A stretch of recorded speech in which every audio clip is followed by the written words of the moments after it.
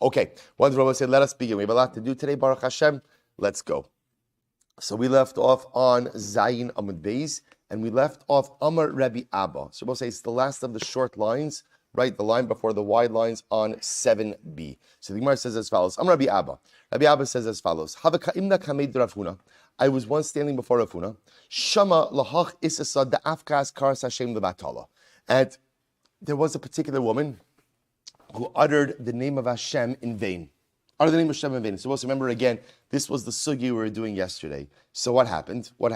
So the Gemara says, Shamta b'sharla la'alter ba'apa. So we'll say, so remember again, Rabbi Abba said he was in front of Rav Huna. What did Rav Huna do to this woman? He excommunicated her. Shamta b'sharla la'alter ba'apa. And then he released her from the excommunication in her presence immediately. Okay, so the Gemara says, so Rabbi Abba says, Shema mina tlas. Learn from here three things. What are the three things we learn? Shema mina hashomeya haskaras Hashem mipi chavero tzarech lindosa. So we'll say, so again, we learned this in yesterday's daf, that if you go ahead and you hear someone chas v'shalom curse Hashem, you have to excommunicate that person. That's number one.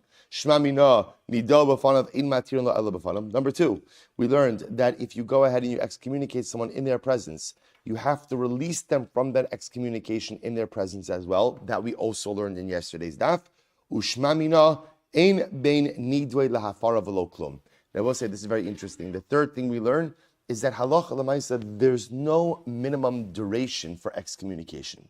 So in other words, that if you notice what happened in this case over here, the woman was excommunicated and then ultimately released from that excommunication immediately. So you see from here that the halacha is that when a person is excommunicated, as long as they're in that state for some amount of time, even a minimal amount of time, that satisfies the requirement. Incredible.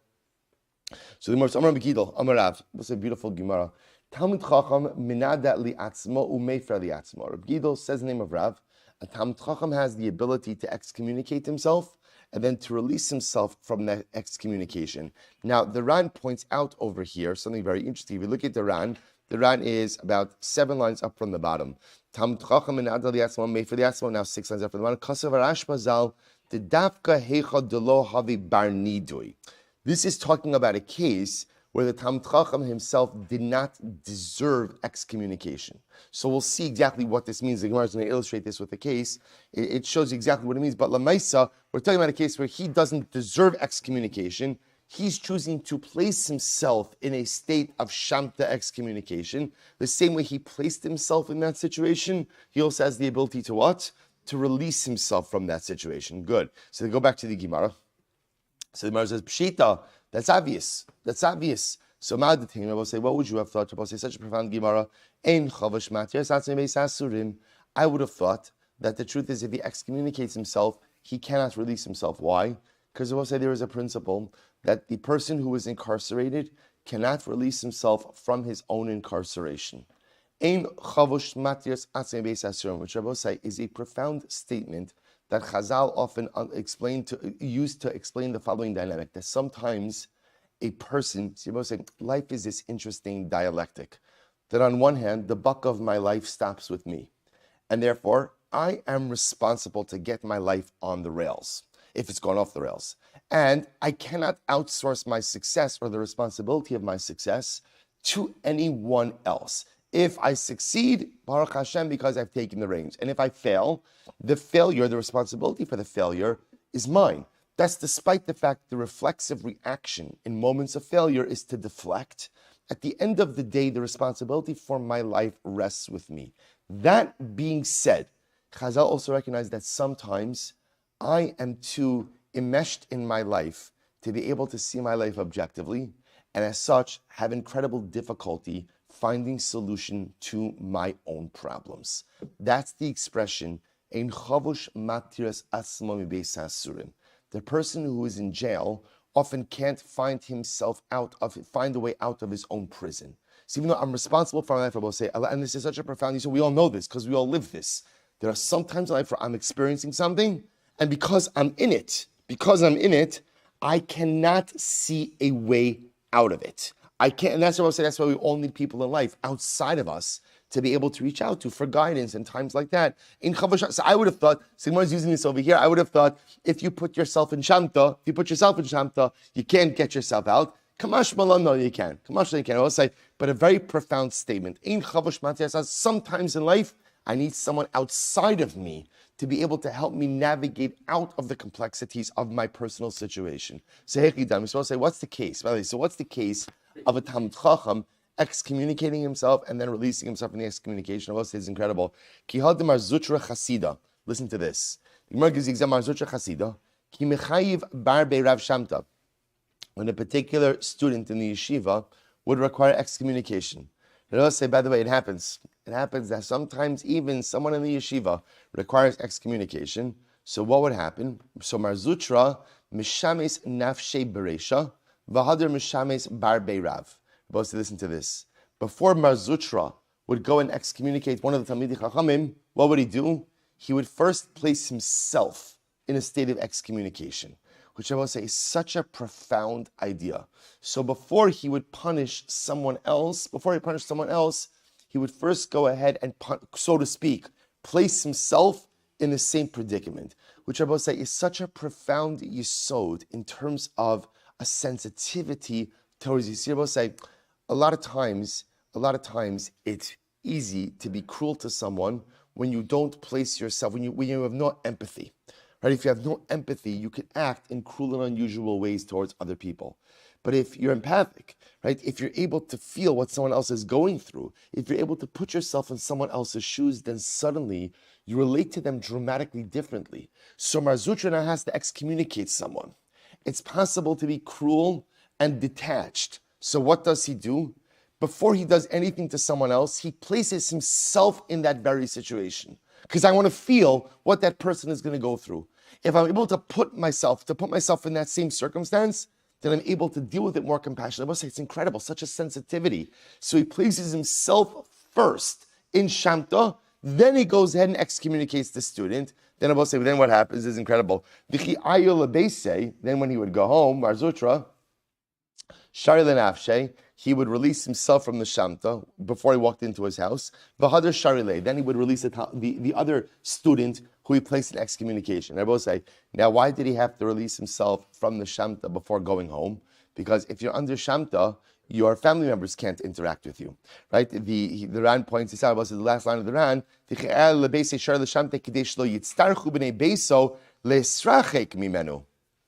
will say, because if you're under Shamta, your own family members can't go and interact with you. So mostly he would go home and he would release himself first, right, in order not to inconvenience his family members. And then what? And then he would go ahead and release Talmid Chacham. I will say another incredible yesod. What do you see from here? Sometimes I will say, for whatever the reason, we often have the ability to be much kinder to other people, and we take certain liberties with kindness when it comes to our own family. It's just an interesting idea. We see this in life. Sometimes we hurt the people closest to us in ways that we would never hurt other people. We say things to people who are closest to us in things that we would never say to other people. Chesed starts at home. Chesed starts with your own family members. Kindness, empathy, everybody loves chesed because when you go out and you do chesed, you feel good. If I'm nice to my family members, that doesn't feel so good. It's like when I'm obligated to do it. I always tell this story. You remember when they had, where did we go to clean up after the hurricane? Do you remember? Seagate. We'll say, remember what hurricane was that? Was that Sandy? Remember after Hurricane Sandy, we got buses, right? Buses from Baltimore went to clean up and it was this. And I remember, my wife said, it's beautiful that you're going to clean out someone else's house. Perhaps, we could do some things here, right? And I'm like, no way, to get onto a bus and go to New York, and we're there, and we're getting lunch, and it's fantastic, and we're shoveling schmutz, and all this is great. I come home exhausted. It's kind of a solid point. It's actually really a solid point. There's probably some stuff to do over here before we get on buses and drive for us. But again, it feels good, like you're like Superman. I'm going to save the world.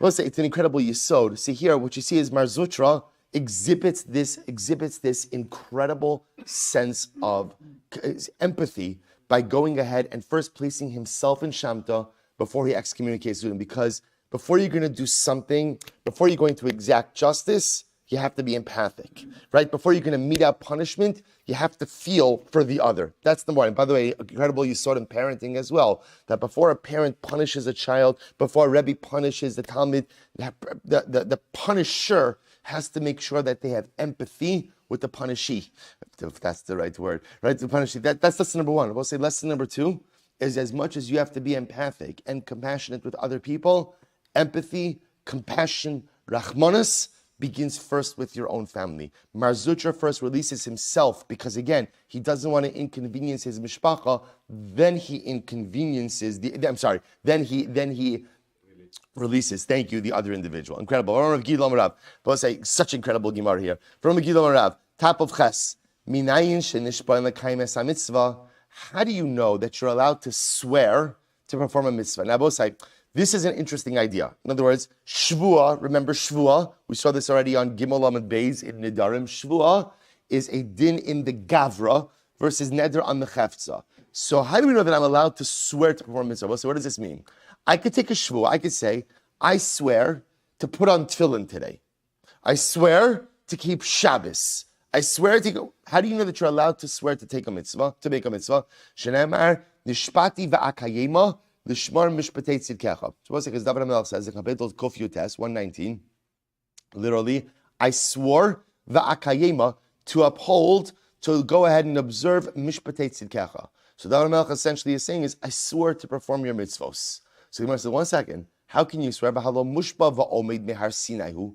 But 1 second, I will say there's a concept that if you're already under oath to do something, you cannot go ahead and take another shvuah. In other words, so I'm already under oath to do mitzvos. Where am I under oath? We took an oath at Har Sinai. Na'aseh v'nishma was a form of a shvuah.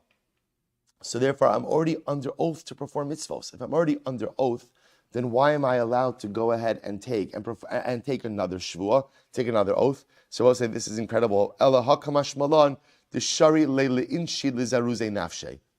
So I will say, what do you see from here? First of all, if you take a look, I should say, if you look at Rashi, I will say, okay, the Mefarish on the right-hand side, so Rashi says over here, what's the oath? Where am I under oath from Har Sinai? So Rashi says, Dichsev v'shinamtam ditzarich adam l'shanos b'torah lishnach rina v'alo musha v'omi Har Sinai dichsev lo yomush sefer haTorah hazeh. So it's interesting, Rashi quotes two possibilities. Either v'shinamtam, now remember again, Vishinamtam, it's really Vishinamtam Levanecha, you will teach your children. We see that as the mitzvah of chinuch. But in fact, the Gemara actually subdivides that. There's Vishinamtam, which is an idea that the person has to be well versed in Torah, which makes sense because you can't teach your kids unless you yourself first know. So Vishinamtam, or again, it quotes the pasuk from Yehoshua, Lo Yomush HaSefer HaTorah V'Zeh Picha. Okay, in any event, the point the Gemara says, well, how can you go ahead and take a shvuah? You're already under oath. To which the Gemara says, Hakamash Malon, Shari Le'inish Lizaruze Nafshi. What do you see from here? That a person is permitted to take an oath in order to give themselves zrizos. So we'll say some overlap between our Mesilas Yesharim world and our Daf Yomi world. We'll say that you see, what's the point of a shvuah? Lizaruze Nafshi. The point of a shvuah will say, sometimes I need a little bit of like a push. Sometimes I need a little bit of a little bit of zrizos. So what does a shvuah do? A shvuah to perform a mitzvah doesn't necessarily provide me with an additional layer of responsibility, because responsibility is already there. So what does the shvuah provide me with? A boost of zrizos. The shvuah says, "Come on, get it together, move yourself forward." I will say so. Reb Tzadok says something we haven't done. Tzidkas HaTzadik in a little while, but Rav Tzadok says something so beautiful. Rav Tzadok writes, I want to quote to you, he says, Ela di'ikr ha'averos bo'im machmas ha'shichcha. Rav Tzadok says, when we sin, why do we sin? We don't sin because we're bad, we're good. We're all good.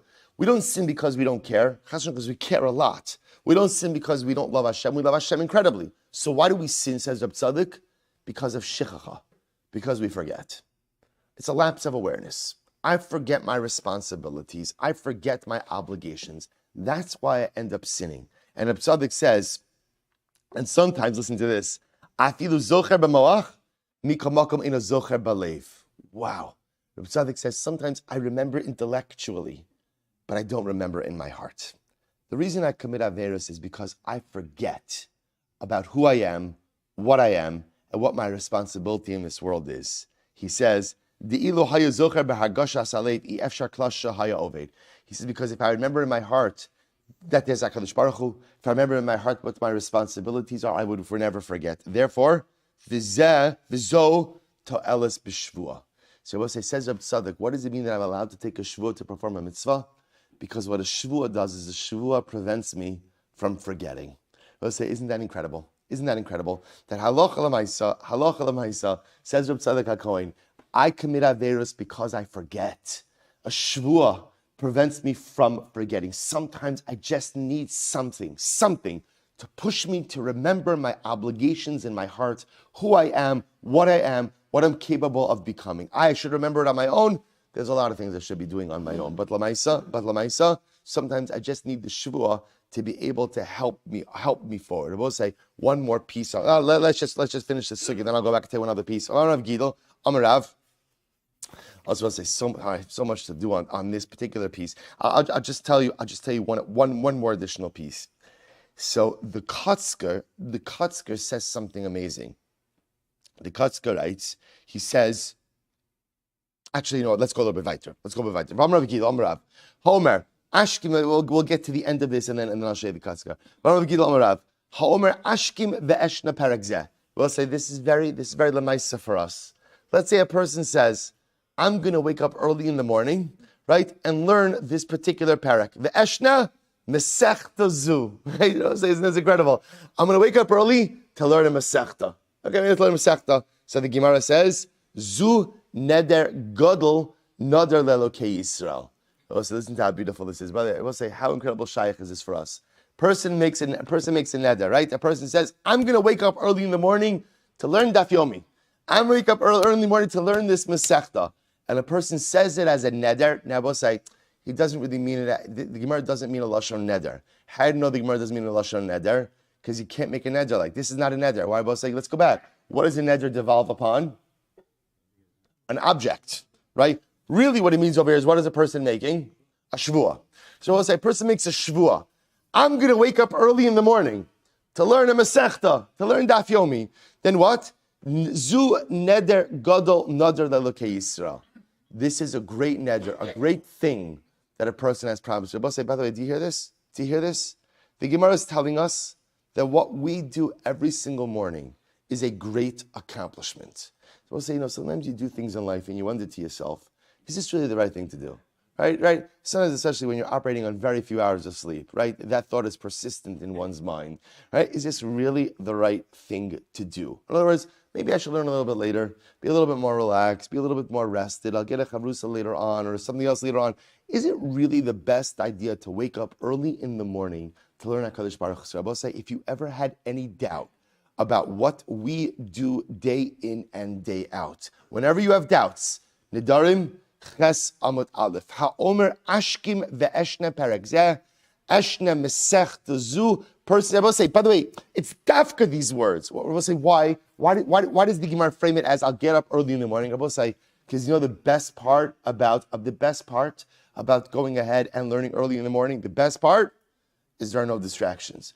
There are distractions, but only if you allow yourself to get distracted. There are no natural distractions, right? No one's getting calls from the office yet. Right? There might be other things that happen. I would say, but lamaisa, this is why Chazal choose this example. There is no better time in the day than to learn than 5:45 in the morning because nothing else is going on in life. The rest of the world is asleep. And when the rest of the world is asleep, you could have an hour of nachas ruach, an hour of quiet to be able to focus on my Torah, my relationship with Hashem. So the Gemara says, you find the courage to do that. You find the courage to give up your sleep to learn a Masechta. Harizu neder gadol nader lelokei Yisrael. What a promise! What a promise you have made to HaKadosh Baruch Hu. V'alo Moshe v'Omeru. Once again, why would a shvua like this take effect? After all, I'm already adjured. Right? Is that the right word? I'm already adjured. Right? I'm already under oath. Right? I'm already under oath to go ahead and learn Torah. So I say the Gemara says, listen to this. Ultimately, again, but one oath can't devolve upon another oath. So therefore, what would be the impact of taking this shvuah to learn a Masechta every single morning? So maybe you'll say again, because what's the point of taking this oath? It's to give myself an extra push to do it. To which the Gemara says, Hanad Rav Gidol, Kamaisa. We already learned that.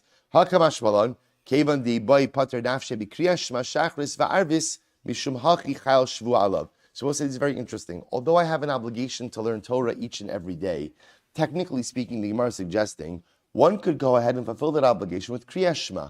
Right? I will say every day I have an obligation to say Kriyas Shema in the morning and the evening. Kriyas Shema is a section of Torah. As such, technically speaking, I could go ahead and I could kind of, for lack of a better term, kill two birds with one stone. Right? I could go ahead and daven Kriyas Shema, and at the same time, what? Fulfill my obligation of Talmud Torah within one section. So I don't have an obligation to learn anymore. So if I take a shvuah, then I'm going to wake up every single morning to go ahead and learn a Masechta. I'm going to wake up early in the morning to learn a Masechta. Then ultimately, again, that shvuah that does devolve upon me. Why? Because I'm not, all I'm musha va'omed is what? To learn Torah. And I could satisfy that obligation with a core basic unit of Kriyas Shema every morning and every evening. To take on something additional, at the end of the day, there's room for that shvuah to devolve upon me, and therefore such a shvuah will take effect. I'll just point out something amazing. Even without the shvuah, person who commits himself every single day to wake up early and learn a Masechta, the Gemara tells us, Harei zu neder gadol leLokei Yisrael. Just know you've done something great for HaKadosh Baruch Hu. So I will say, if we have time, I'm going to try to finish the daf today, but if we have time, I'm going to come back. I owe you an incredible kutzker. But Amir Hashem will come back to this. So the Gemara says as follows, Amar Rav Gidol, Amar Rav, Haomer lechavero, we'll say another beautiful Gemara, Nashkim v'nishna paragzeh. We'll say, let's say a person says to his friend, let's get up early and learn this particular Masechta. So a person says to his friend, either he's saying, let's come to a shir together, or he's saying, let's learn bechavrusa together. But let's get up early in the morning and learn together. So I love lahashkim. But say, get ready for this. The person who made the suggestion has the primary obligation to get up first in the morning. In other words, they're both saying, so what the Gemara is saying is, so I go over to Reuven and say, Reuven, hey, great idea. Let's learn Maseches Nedarim together early in the morning. Beautiful.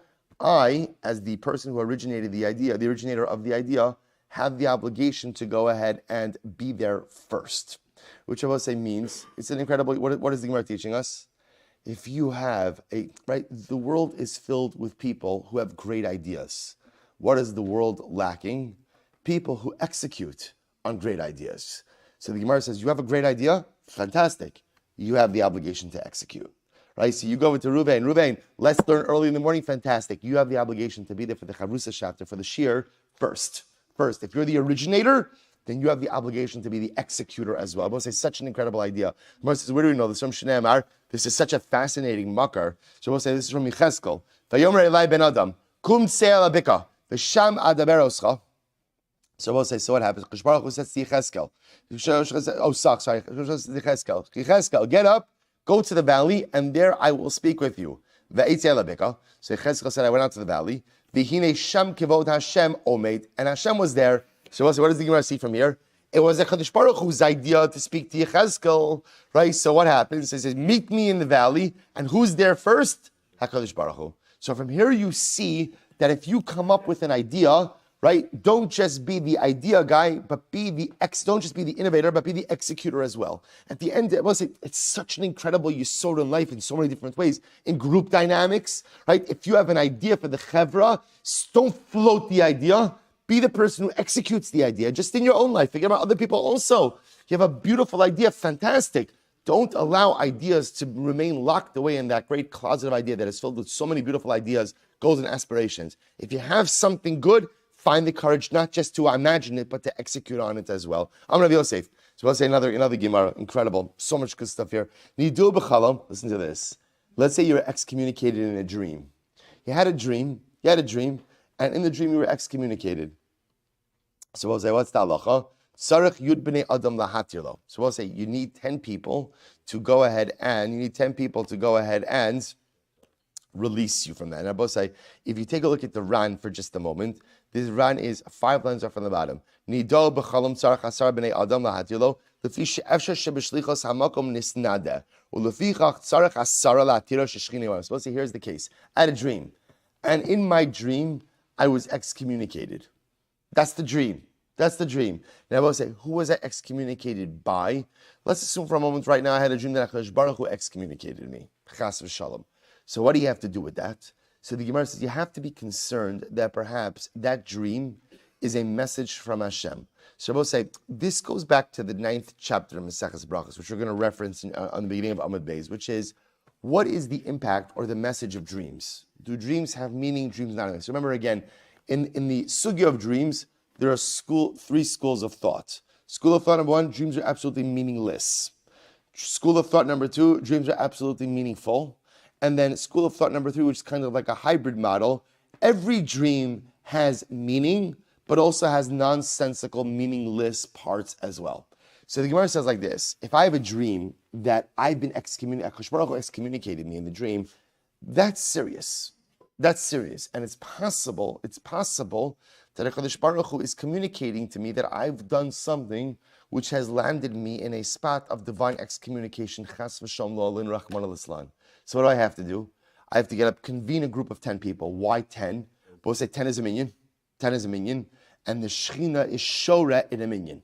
The Shechina itself, the divine presence, rests within any group of, we saw this Smichas Chaver, remember Sechas Brachos, the Shechina goes ahead and rests in any assembly of 10 people. The Gemara says, but not any 10 people. V'hu the Tanu Hilchasa. Only people who learn halacha, specifically Gemara. Ava masnu v'lo Tanu. So we'll say, there's actually machlokes how to translate this. Interesting enough, the Ran understands this as masnu as people who teach Torah, Tanu is people who learn Torah, but ultimately then the Ran goes on to explain, no, it refers to people, Tanu means people who learn Gemara, Masnu means people who learn Mishnah. So in other words, the 10 people can't be any regular 10 people. You need serious Talmidei Chachamim. You need serious Talmidei Chachamim. I'm both saying, watch this. Aval Masnu v'lo Tanu lo, but if you only people learn Mishnah but not Gemara, that's not enough. So we'll say, but if you don't have people who learn Gemara, learn Halacha, then fine, you could assemble 10 people who learn Mishnah. And we'll say, now watch this. We'll say, what happens if you don't even have 10 people who learn Mishnah? Let's say I'm in an area where there aren't people who really learn a lot, or they learn, but they learn Chumash, they learn Mishnah. So I can't even assemble 10 people who learn Mishnah. What do? We'll say, get ready for this. Lezel v'leisiv aparshas drachim. The Yosef Shama Lebeyud. So we'll say, stand at the crossroads, give Shalom Aleichem. Give Shalom Aleichem to 10 people. Now the crossroads is because there's pedestrian traffic. So give Shalom Aleichem to 10 people. Ademikli le'asara digamri hilchasa. So we'll say, and get, in other words, say Shalom Aleichem, get Shalom Aleichem back from 10 people, and that will hold you over until you're able to assemble a group of 10 to ultimately, again, annul the excommunication, to annul the Shamta. Shabbos say, a wild Gemara on a number of different levels. So here's what we've got. I have a dream, and in the dream, I'm excommunicated. Sounds like by HaKadosh Baruch Hu. I need to address that. How do I address that? Assemble a group of 10. Not any 10 Talmidei Chachamim, as defined as 10 people learn Gemara. Can't find 10 people learn Gemara, 10 people go out and learn Mishnah. Okay, can't find 10 people learn Mishnah. What do? Put yourself on the crossroads. Say Shalom Aleichem to 10 people. Get Shalom Aleichem back. So we'll say, remember, what does it mean get Shalom Aleichem back? We'll say, I just want to point out to you the power of getting a Shalom Aleichem from another Jew. When a Jew tells you Shalom Aleichem, or you say Shalom Aleichem to someone, you're giving that person a bracha. That person is giving you a bracha. So I will say, so understand the power of that, right? Peace be upon you. Shalom is the name of Hashem. You get a bracha from another Jew, that's powerful. You give a bracha to another Jew, that's powerful. I have an incredible Rabbi Yitzchak Berditchev story, which, okay, we're going to get to the end of the daf first. Tell you a Kotzker and Rabbi Yitzchak. It's lining up. I will say about the power of just a simple bracha to another Jew. So the Gemara says, get 10 Shalom Aleichems. 10 Shalom. So we'll say, we don't know the power we have to give bracha to others, and the power we have, or the beautiful opportunity we have to get bracha from others. Just A simple, heartfelt Shalom Aleichem potentially makes all of the difference in the world. So at least you get 10 Shalom Aleichems, that'll hold you over until you could go ahead and assemble a group of 10 to release you from the Shamta. Incredible. So the Gemara goes, Vaytamar Ravina Rabashi, Man Yada Shamte, Mao Delishrele. So the Gemara says, So the Gemara says, Man Shamte Mao Delishrele, Amrle Lishamuse Shavi Shliach, Lemishrei Lo Shavi Shliach. So we'll say, listen to this. So Ravina says, what happens if in the dream, I have a dream about someone excommunicating me? So we'll say, so let's say in my dream, I dream Ruvain excommunicated me, right? So now the way I view the dream is that Ruvain is a shaliach of Hashem to communicate that Hashem is excommunicating me. So can I now that I saw that it was Ruvain, can I go to Ruvain and have Ruvain release me from the excommunication? To which the Gemara says, Amrle l'shamute shavi shliach lemishrei lo shavi shliach. It's possible that Hashem only made Ruvain the shaliach to communicate the excommunication, but did not make Ruvain the shaliach to release me from the excommunication. So because of that, I have to go ahead and assemble the group of 10. Amrli Ravachal Ravashi, Shamte v'sharle b'chal memai. Both say, what happens in my dream? If I have a dream that I've been excommunicated by Hashem, or in other words, someone's related to me excommunication, but I've also been released. So in the same dream, I was excommunicated and then released from the excommunication. What do I do now? Amrle. So Rabbi say again, so Rabashi said, the same way that grain always has chaff, amud beis, so too every single dream always has sensible and non-sensible parts to it. In other words, Rabbi say, so the concern over here is like this. In any given dream, I don't know what's real, what's not real. So if I have a dream in which I was chas v'shalom excommunicated and then released from excommunication, the problem is, for all I know, the excommunication may be real, and the and the release may not be real. So because of that, I still have to go through the process of release from the excommunication. Incredible. Ravina Havale Nidra Lidvisu. Supposed to be interesting enough. Okay, transitioning a little bit over here. So Ravina had a situation where his wife took a neder. She took a neder. So I'll say, so now Ravina wants to now, it's interesting. Normally a husband has the ability to release his wife from a vow. So the Ran goes ahead and points out over here one of two things. Right? It's Ran and Rashi. Rashi points out over here is that maybe in other words, husband only has the ability to revoke the vow or to annul the vow when halacha lemaisa, it's the day that she made it, right? Or the day that he hears it, I should say. So it could be the day went by and he didn't take advantage of it. Or again, the Ran points out maybe he originally affirmed the neder, but now wants to help her revoke it. Okay, whatever the situation is, the point is his ability to annul the vow has now passed. So now watch this. So Ravina, Havile Nidra Lidvisu. Ravina's wife made a neder, and now he wants to help his wife get out of the neder. Ravashi, so he came before Ravashi. Amrlei Bal Maushi Yasa Shliach Lecharata Sishto.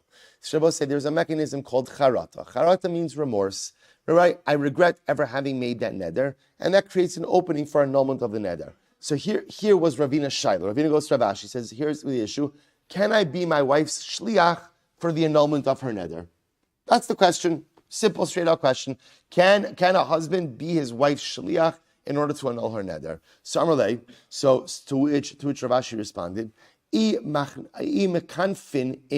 ilolo. If there is already a group, in other words, if there's already a Beis Din gathered, then you could go ahead and use that already gathered Beis Din, but you cannot gather a Beis Din to go ahead and annul your wife's vow. So the idea, so it's very interesting. So what Ravashi was saying to Ravina is, technically it could be done, but you can't go ahead and make a whole process out of it. Now, why not? Now, I suppose it's actually very interesting. So the Ran brings down two possibilities over here, right? So the Ran says one possibility is, if you look, it's actually in the middle of the Ran, like right next to where Tosas is. Umaskinan dafilu bebal imechnafinan in ilo lo mechafinan ta'afagav de ishto ki gufo lo kilo gabe bal elehecha de mechnefe aval de lichnefe lechatchila gabe lo kevan de mechavarta de milsa shua noder asmosham.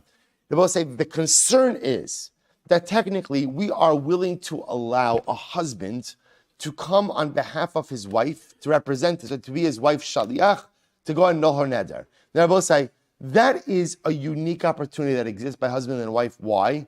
Because by marriage, what do we say? Ishto ki gufo, right? That one spouse is like themselves.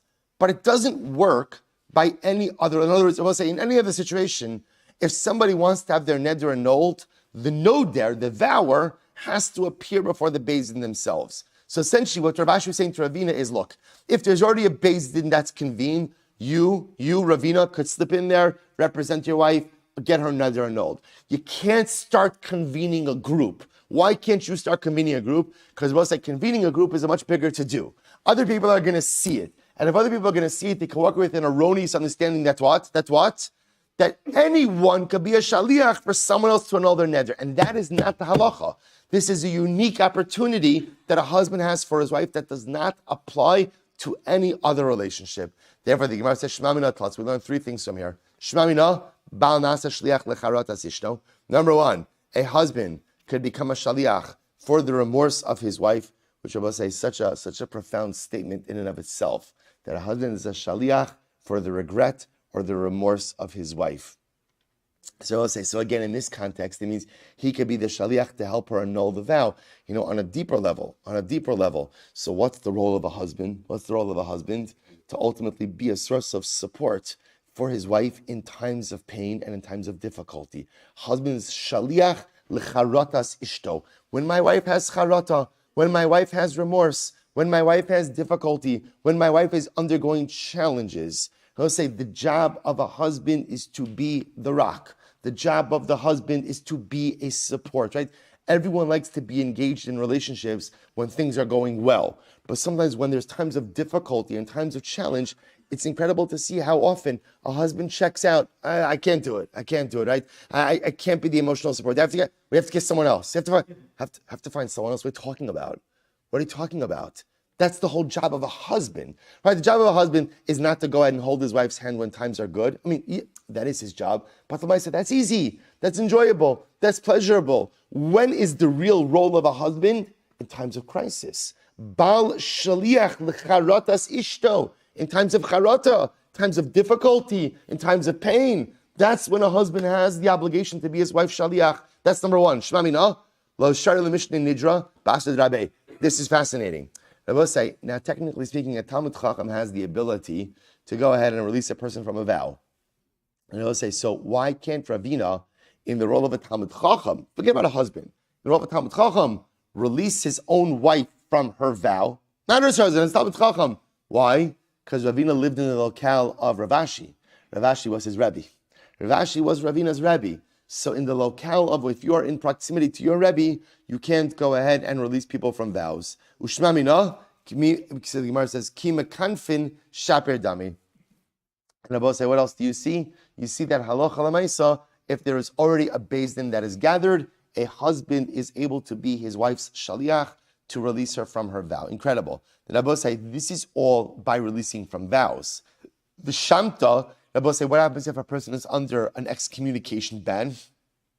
And now we want to release them from the excommunication ban. Afilu ba'asrei d'rabei v'yochid mumche shari shamta. Rabbi says, very interesting. To release a person from excommunication, even a student in the presence of his Rebbe, is permitted to do that.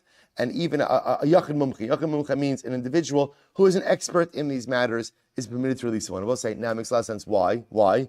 Because Shamta represents a person who is in a state of pain and discomfort. When it comes to relieving someone's pain and discomfort, existential pain and discomfort, so a student does not have to go ahead and be, not subservient, doesn't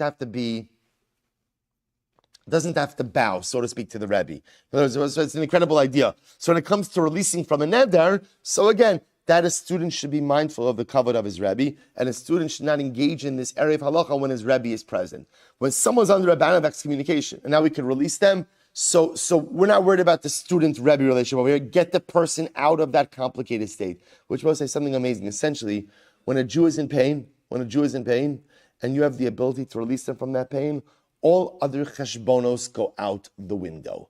You do what you have to do to release another person, to release another yid from their pain.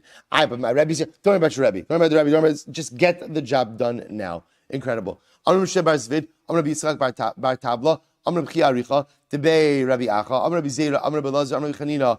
I'm going to be Yashem Mished Rabbi Huda bar Eloi. It's like the Hadrons over here, right? So let's say, good. So let's say, good. All these people said, Mai Dichsiv. What's the meaning of the following statement Rabbi saying? V'zarcha lachem yirei shemi. Shemesh Takas will say the Gemara quotes the pasuk, beautiful pasuk from Malachi. So literally again it says V'zarcha lachem yirei shmi.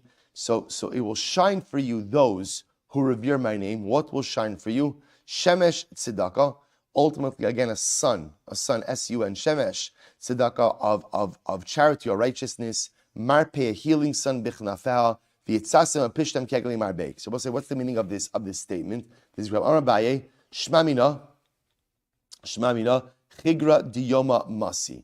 I will say what you see from here. Literally, again, I will say if you look at the Ran, this is actually beautiful. Hadein chigra diyoma masi. Look at the last three lines of the Ran.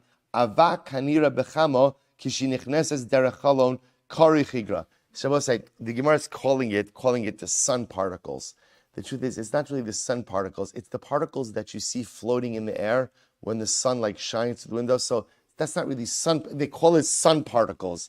This is whatever, dust particles. But those particles have restorative healing powers. So the Gemara says that's the lashon over here of V'zarcha lachem yirei shemi shemesh tzedakah umarpe. The sun has restorative powers. So the Gemara says, Amar Abai Shmami no chigud yomasi. Upligid Rav Shimon Lakish. The Amar, because they both say he argues on the interpretation of Reish Lakish. How does Reish Lakish interpret this pasuk? Get ready for this. The Amar ein gehenim le'olam haba.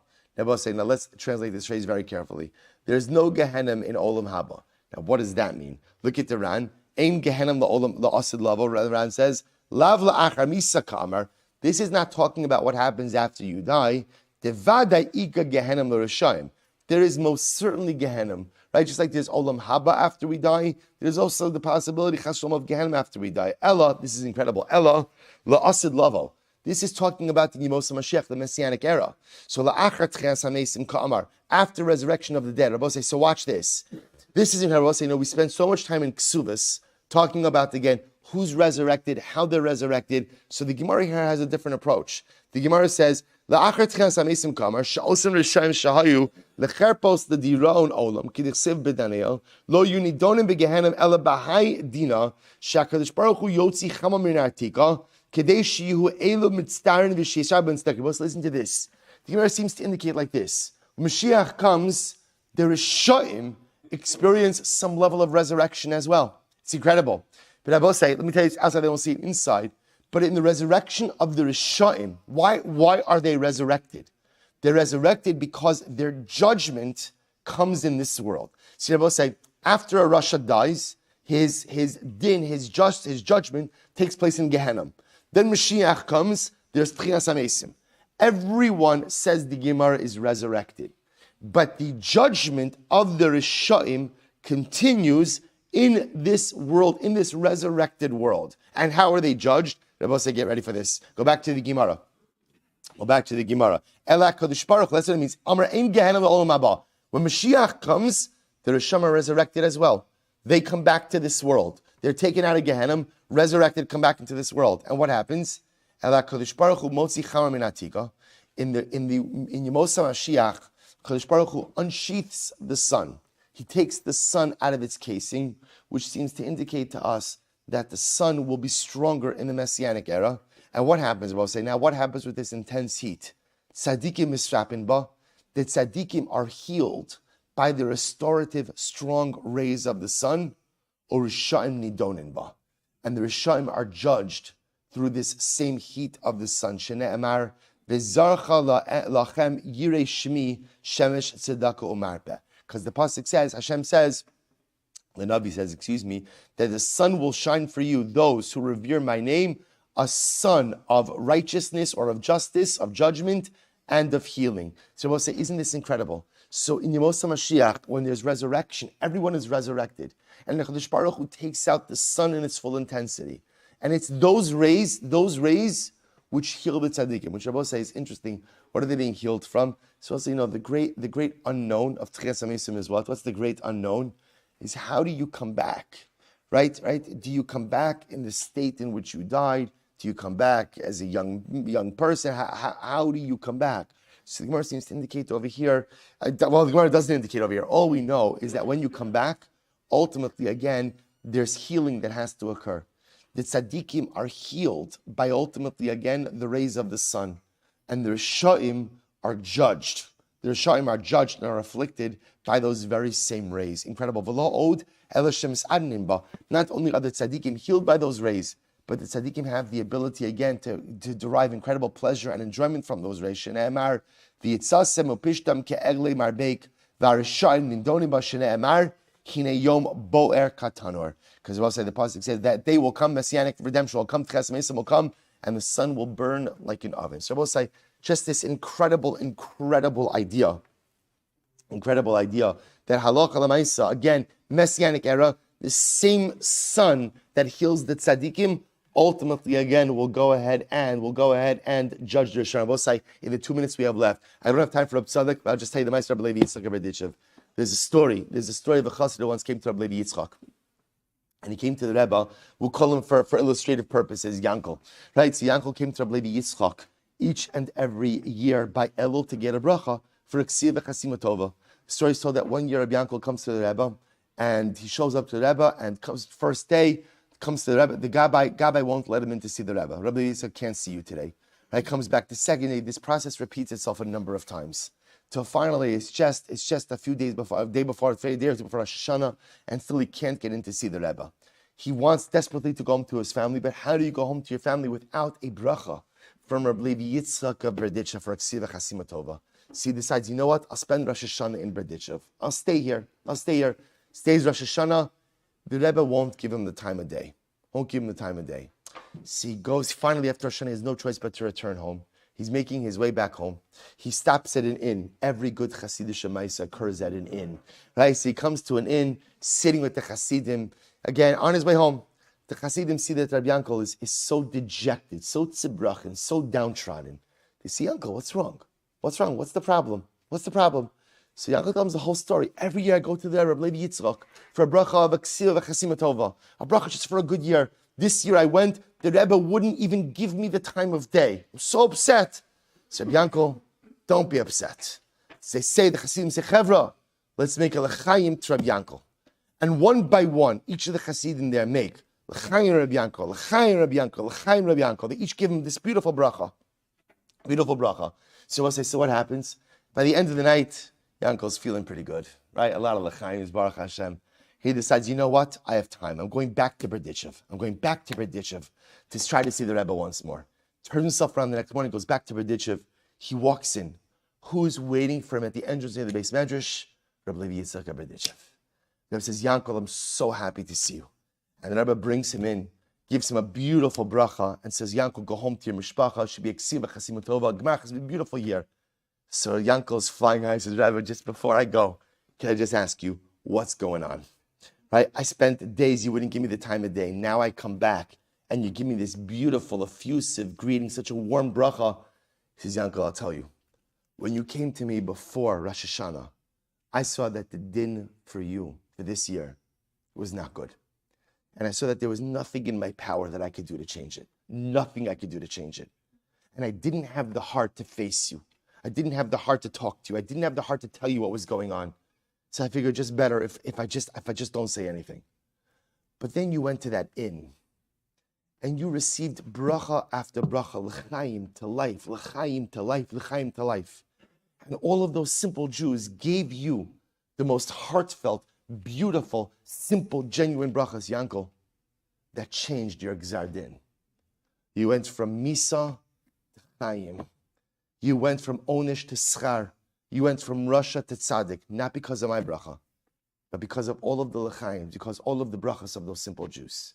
They changed your gzar din. And now that they changed your decree above, ultimately, again, I'm happy to give you another bracha of a gemar chasima tova, of a good gebench diyar. That was the Ma'aser of Levi Yitzchak. And Abba, as the Gemara says, again, the power of a shalom aleichem from another Jew, the power of a l'chaim from another Jew is beyond our comprehension. I will say, shkoyach, stop here for today. L'chaim, l'chaim. Little early.